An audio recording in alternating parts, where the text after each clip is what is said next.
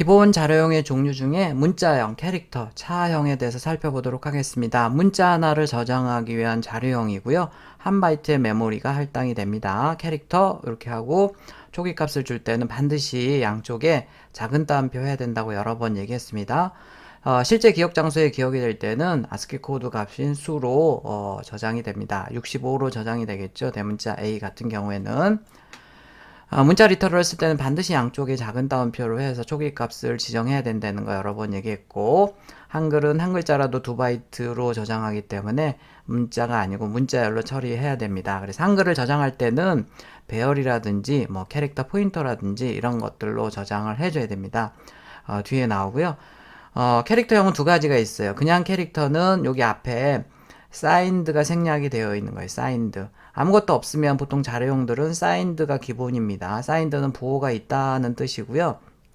사인드는 생략할 수 있어서 그냥 사인드 캐릭터를 캐릭터라고 쓴 거고, 만약에 부호가 없다고 하면 언사인드 캐릭터로 써주면 되겠습니다. 얘네들이 한 바이트이기 때문에 그냥 사인드 캐릭터, 그냥 캐릭터 같은 경우에는 마이너스 128부터 127까지의 표현 범위를 가지고 있고요. 보통 이제 캐릭터형들은 이 아스키 코드를 저장할 때 0에서 127까지만 사용을 해요.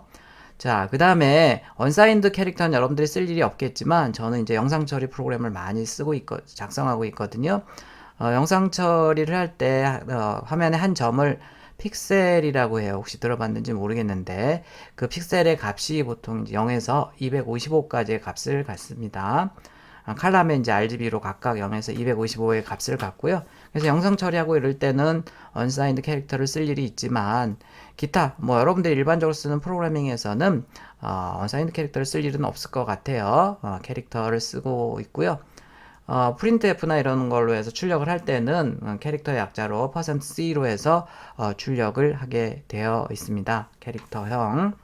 자, 잠깐 예제를 좀 보면 아까 했던 그 예제고요. 캐릭터는 %C로 출력을 해서 캐릭터형, 문자형, 리터럴 같은 경우 양쪽에 작은 따옴표 반드시 한다고 했습니다. 조심해야 되고요. 이렇게 해서 출력을 해보면 대문자 A가 나오죠. 자, 얘를 이제 그냥 리터럴 형식으로 출력하는 게 아니고 캐릭터형 같은 경우에는 이렇게 캐릭터를 쓰고요.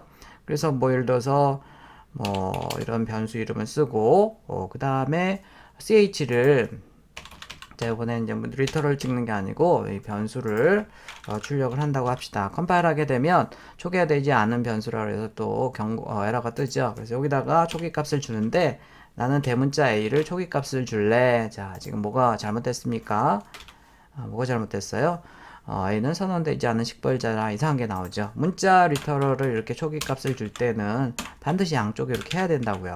이렇게 해야 되기 때문에 자, 이렇게 해서 하게 되면 대문자 A가 나오죠. 이렇게 만약에 내가 C를 출력하고 싶다라고 하면 이렇게 해서 이제 C가 출력이 되겠죠. 자, 이런 식으로 문자 리터럴들을 이렇게 가지고 놀 때는 반드시 양쪽에 작은 따옴표를 해서 초기 값을 지정을 해야 되고요. 문자를 저장하기 위한 자료형이 캐릭터형이 되겠습니다. 캐릭터 차라고도 읽고요. 저는 일반적으로 캐릭터라고 읽습니다. 자, 문자를 저장하기 위한 자료형은 캐릭터다.